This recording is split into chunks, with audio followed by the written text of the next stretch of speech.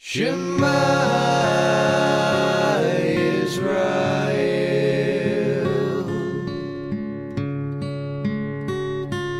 Adonai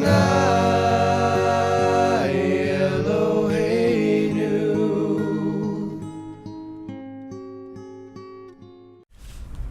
Hello everyone, thank you for joining us today. We are not doing the Book of Acts. No. Tomorrow we'll do the Book of Acts. I apologize, ladies and gentlemen, that we have not been able to be with you for a few days. Unfortunately, Dad has been very busy. That's no excuse, though. So we need to keep it up. We need to be dedicated to our Torah study. So, here we are, and we're starting the book of Numbers, or Bamidbar. You guys have said that, actually. Bamidbar. Yes, we've been saying that. So, Bamidbar, we're doing Numbers chapters 1 through 4 today. That's 4 chapters. That's a lot of reading, but we're not actually going to read the whole thing. We're just going to talk about it. A lot of Torah teachers, well, let me save that thought until after we pray. Are you ready? Scooters? Mm-hmm. All right. O Yehovah, our great and awesome God, we thank you so much for this excellent day that you've given us, and thank you for the things that we have been able to accomplish. Thank you for blessing the work of our hands. Thank you that we got to have some fun today so far, and we pray that as our day is ending and coming closer to nighttime, that you'll help us to relax and enjoy our evening with our family.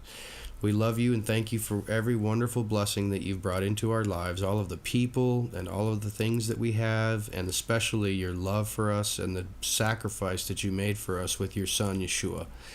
So thank you for today, and help us to study your word and understand it so that it can mean something to us and it can teach us how to live our lives. In the name of our Messiah, Yeshua, we ask these things. Amen. All right, so as I was saying a moment ago, a lot of Torah teachers, when they teach the book of Numbers, the beginning of the book of Numbers, it is literally a counting. It's all counting. It's all math. And so they don't exactly know what to say about this. And I am no different. I do not have any spectacular wisdom that I will be able to share with you guys regarding this first portion, Bamidbar, where it says, I'll read you the beginning of it and then show you how it goes from there. It says, Yehovah spoke to Moses in the tent of meeting, that's a tabernacle in the center of the camp, on the first day of the second month, on the second year after the Israelites had come out of Egypt. So this is 2 years. We're starting the second year, so they've been 1 year. This is the beginning of the second year, the second month of the second year. So the second year has just begun, essentially. And he says, I want you to take a census. Do you know what a census is? No. A counting. It's counting skulls, counting people. It says, I want you to take a counting of the whole Israelite community by their clans and their families, listing every man by name. But they told them not to count the people. That is correct. So they did it, they've already done it once, but they did it with the half shekel, remember? Mm-hmm. So this time God is doing it himself and telling Moses to do it. He instructs later for the kings not to count the number of Israelites, but God himself is allowed to do it, and he's got a specific purpose for doing so, and that's what we'll talk about today. So he says, I want you to count every man by name, one by one. You and Aaron are to number them by their divisions, all the men in Israel, 20 years old or more, who are able to serve in the army. One man from each tribe, each of the head of his family, is to help you. These are the names of the men who are going to help you.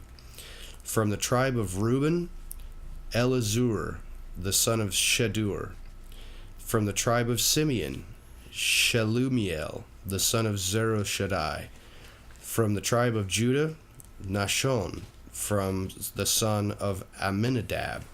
From the tribe of Issachar, Nathaniel, the son of Zoar. So it goes through and lists who is going to help count, and then they count everyone. Like, for example, here in the counting of chapter 1, verse 32, it says, from the sons of Joseph, from the descendants of Ephraim, because remember, Joseph has two descendants. Joseph had Ephraim and Manasseh, and they became two separate tribes. So it says, all the men 20 years old or older who were able to serve in the army were listed by name according to their records of their clans and their families. And the number from the tribe of Ephraim was 40,500. From the descendants of Manasseh, Joseph's other son, which became another tribe, all the men 20 years old or more who were able to serve in the army were listed by name according to the records of their clans and families, and the number from the tribe of Manasseh was 32,200. And they do this for each of the 12 tribes. You can see these little sections in the text here, from the firstborn to the lastborn. Reuben has 46,500. From the tribe of Simeon, 59,300. From the descendants of the tribe of Gad, 45,650. From the tribe of Judah, 74,600. So who's the biggest tribe? Judah? Yeah, Judah is the largest tribe. From the descendants of the tribe of Issachar, 54,400. From the tribe of Zebulun, 57,400. From the tribe of Ephraim, 40,500. Manasseh is 32,200. Benjamin is 35,400. The tribe of Dan is 62,600. The descendants of the tribe of Asher, 41,500. And from the descendants of Naphtali, 53,400. They counted. Now that's, if you add that all up, is that all of the people? No. It's only who? The actual people that were of the tribe. I know. It's the people who are 20 years old or more who are able to serve in the army. Oh. So this is just counting the warriors. So there are children and women who were not counted, and there were old men who were too old to go to battle who were not counted. But why were they counting the army people? That is an excellent question. So this whole section talks about how Moses basically counts them all, and then in chapter 2 it says the arrangement of the tribes in their camps, and that is where this picture comes in, and I'll show you guys on the screen where the picture comes in. You can see that this is actually north going up, and this is how they always camped everywhere they went. Remember, the tabernacle is in the center, and there's a cloud over it in the daytime and a pillar of fire over it in the nighttime. And whenever the cloud would go up and start moving, everyone would pack up and start moving. And they moved like this. Judah and Issachar and Zebulun began to travel and headed. They were what's called the vanguard of the army. They were the strongest tribes with the most warriors, and they were the front of the army. These guys in the back were to protect the rear of the army, and these guys protected the sides. And every time they stopped, they would organize themselves into this configuration. They had a main tent hall for the tribe of Judah where the leaders would meet. So why are these on the very outside? That's where all of the families camped. There would have been hundreds and hundreds of tents. That's just a representation. But in real life, there probably would have been, this is just an example to show you what it was like, okay? So they would have like a meeting hall for all of the leaders of the tribe. What's the big boxes for? That is possibly, I'm not sure what exactly these dark boxes are. They each had their flag, and maybe they got together and paraded around, or had their warriors here and then had their elders here and all their families staying in the tents outside. I'm not sure exactly how, and it doesn't tell us exactly how it was organized. It just tells us where they were organized around the camp. And this is essentially God putting his people into, he's organizing them. He's putting them into groups. Now, you guys have been in school, And you know that when the teacher doesn't have control of the classroom and the kids are all acting crazy, how does that work out? Bad. It's terrible. Chaos is not good. So our God is not a God of chaos. He wants organization. So he tells everybody, look, man, you're from that tribe, then you gonna camp with your people. We ain't mixing all up. Everybody's staying in their places so that everybody can be organized. So what tribe would be these? These are Benjamin. This thing here and this is Benjamin. This and this and this is Manasseh. This and this and this is Ephraim. What are these? Yeah, this is What if they get attacked from Gad. the sides? So yeah, they have all of these warriors from every tribe that is ready to protect all sides. What are they protecting? Oh, The tabernacle. They're protecting the Ark of the Covenant and the holy tabernacle that's in the center of the camp. They get attacked from the sides. Well, then they have Reuben and Simeon and Gad protecting the Yes, but the north side. strong people are... Well, this doesn't mean that these guys are weak. It just means that these guys are the most in number. So when they went out to battle, Judah and Issachar and Zebulun would lead the army. And they would go according to this order. But now, one of the reasons that God, I think, this is my opinion, one of the reasons that I think that God started counting the Israelites is because why do we need to know how many Israelites there are? Do you remember anywhere previously when we were reading where it was talking about the number of the children of Israel? No, I don't remember. I do. We started out with how many? 12. There were 12 sons of Jacob. Jacob had 12 sons that became the 12 tribes. But where did Jacob come from? His father Isaac. Oh. Who was his father? Abraham? Abraham. So how many people did we start with? 1. One. Abraham. And God promised Abraham what? Your children's stars. Your children will be like the number of the stars in the sky. So Now, he has did to you know how many stars he has to put in the sky. No, he already had the stars put in the sky. But you know what is interesting is that scientists today will tell you that if you are out in the wilderness and you can see the stars really good with your eyeballs, they'll tell you that on average you can see between 400,000 and 600,000 stars. How many men and women, how many people what does it say right here? These are the men that were counted by Moses and Aaron and then the leaders of the 12 tribes of Israel, each one representing his family. All the Israelites 20 years old or more who were able to serve in Israel's army were counted according to their families. The total number was 603,550. That's more numerous. That is more numerous than the stars of heaven. And that's only the guys who were 20 years old and still able to fight in the army. So how many people were there? We don't exactly know. But if that's just the men who were 20, let's say you get too old to fight when you're 60. That's pretty old to be fighting in the army. You probably wouldn't be fighting. You'd probably be like a commander, telling people where to go. You wouldn't actually be fighting. But that means that there's men who are too old to fight that haven't been counted. There's young men who haven't reached 20 years old yet who haven't been counted. And there's all the women and the girls that haven't been counted. So what's the total number? We have no idea.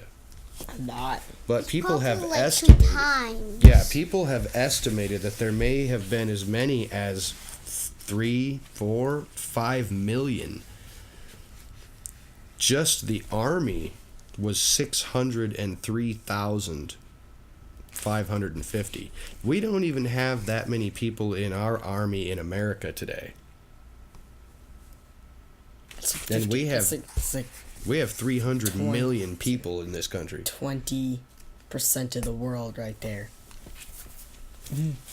What world? This world or our world? our world. No, our world has 6 billion people. Oh. Their world did not have nearly that many people. So God organized these tribes for war, for battle, because he knew they were going to have to go in. Now, was he going to make them fight and destroy their enemies on their own? No. No. As a matter of fact, sometimes he told them they were getting ready to go out and fight, and he said, you have too many people. But God, their army's already 10 times bigger than ours. Oh, yeah, I know. But you have too many people. Narrow it down. And they kept narrowing it down until there were only 300 people left. So wait a minute. You want us to go fight those 10,000 guys with 300 people? Oh, yeah. Yeah. Go for it. What is that going to prove? He's powerful. That God is the one who is defeating the enemy, not the army. So yeah, they have a powerful army, but God frequently shows them that it's not because of your army that you're going to defeat your enemies. So this is God taking the people, and he's already given them the instructions from Moses in the book of Exodus when they met him at the mountain and got all the instructions about how to live your life. And now he's organizing them into groups so that they can be organized and ready for battle and ready to move and ready to live life and be organized and have a what's called a hierarchy, where there's somebody in charge, and then there's somebody in charge below that, and below that, and below that, and below that. Now, they did it by numbers. Like, Moses was in charge of everything. And then below him... God was. Well, God was. That is absolutely correct. So God is in charge, and he gives instructions to Moses, who's next below him, and then below Moses are the heads of the tribes. What about Aaron? Aaron is kind of separate. He's a Levite. Did you notice that there's no Levites in here? Where? There's no tribe of Levi. Where'd they go? Where'd they go? Right there in the center. Oh, they get They're the priests, and they take care of the tabernacle, and they move the tabernacle whenever the whole thing moves, and they offer the sacrifices, and they work in the temple. So the tribe of Levi is right there in the center.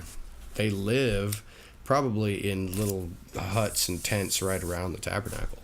So they stay in the center. They represent God's portion. God took the Levites for himself. They serve God. So Aaron and his sons are in the center, but they're not counted among the tribes because they're God's part. So below Moses is the leaders of the tribes, the leaders of the whole, one leader for the whole tribe of Judah. And it says right here, for the tribe of Judah, the guy in charge was Nashon. He's the head guy of the tribe of Judah. Well, the head's nice.